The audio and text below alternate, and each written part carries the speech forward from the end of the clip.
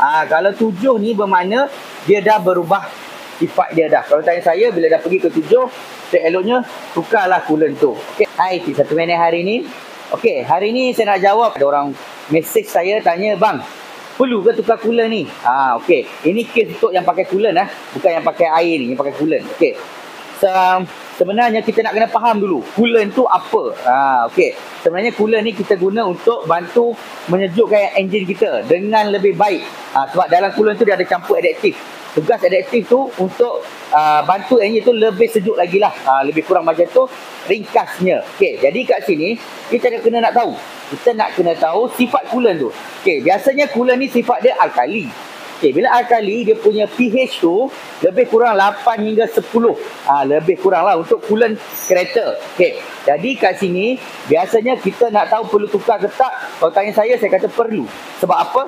Sebab daripada alkali tu dia boleh berubah sifat dia. Sama ada dia berkurang ke. Okey, biasanya kita test, biasanya nak tahu coolant tu bila masa yang sesuai untuk tukar, kita guna ni biasanya.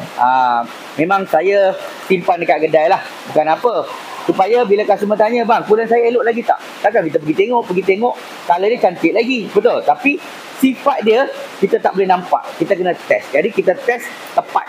Okey, jom kita test kat sini. Jom tengok sikit. Okey, kita nak tahu coolant kereta ni okey ke tak. Okey, so senang je. Anda buka radiator cap ni. Okey, kita celup lah. Okey, kita celup. Kita nak tahu dia punya pH dia di mana. Kita nak tahu pH dia. Okey, jadi kita dah celup dah.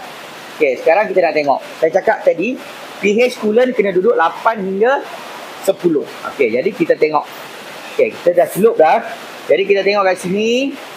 Okey, 8 hingga 10. Nampak? Okey, saya letak ni. Nampak? Dia duduk di mana? Tak ada. 8 tak ada, 9 tak ada, 10 pun tak ada. Jadi kita pusing. Okey, dia berada di mana? Oh, dia berada di 7. Nampak tak? Kalau 7 ni bermakna dia dah berubah sifat dia dah. Kalau tanya saya, bila dah pergi ke 7, eloknya tukarlah coolant tu. Okey. So kita nak tengok coolant baru, pH dia berapa pula? Jom saya tunjuk. Okay. Dekat sini kita nak test pula pH coolant yang baru. Betul tak saya cakap tadi? Dia biasanya coolant baru ni pH dia duduk 8 hingga 10. Tengok jenis coolant lah. Okey, untuk coolant Yako ni, dia punya pH duduk dalam 9.4. Dia punya coolant ni. Dan di sini saya nak beritahu, sebenarnya coolant Yako ni saya guna. Kita guna 4 liter. Jadi, ni balance dia lah sebab dia datang dengan 5 liter. Dan coolant ni, saya sangat syorkan anda guna. Terutama yang jalan jauh. Sebab apa? Kereta saya sebelum ni, kita pakai coolant lain. Temperature tu ada naik sikit, berbeza. Bila saya pakai Yako ni, temperature kita steady. Walaupun kita speed 16, 17 long distance sampai 200 km, maintain kelajuan yang saya cakap tadi, dia punya temperature tu maintain. Lepas saya pakai coolant Yako ni. Jadi kita nak tengok pH coolant yang baru berapa. Saya cakap tadi dia dalam 9.4. Saya celup ni. Okey, jadi kita tengok. Okey, jom tengok kat sini. Dia duduk berapa? Okey, 8. Tak. Dia duduk 9. Nampak tak? Dia duduk di 9. Jadi saya cakap tadi 9.4. Sebab tu saya kata coolant ni bila sampai tempoh kena tukar. Kalau tak tukar coolant ni, bila dia berubah sifat, dia boleh menghakis kita punya dalaman sistem radiator kita tu, penyejukan kita. Okay. Jadi kat sini faham tak? Kenapa saya selalu pesan, saya selalu cakap coolant ni kena tukar. Kalau tak tukar, saya takut dia ubah sifat, dia merosakkan.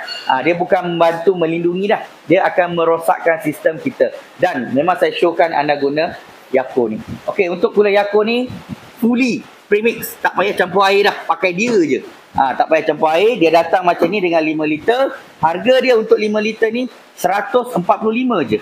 Tak mahal pun. Maksudnya kita pakai fully dia. Dan memang saya recommend, saya dah cakap tadi, untuk yang siapa jalan jauh, kaki lenjan, selalu guna dalam keadaan yang heavy duty, extreme, memang perlu pakai coolant Yako ni. So, kalau kereta anda nak tukar coolant, boleh datang ke Fizi Motorsport Sunway Post. Selamat hari ini, saya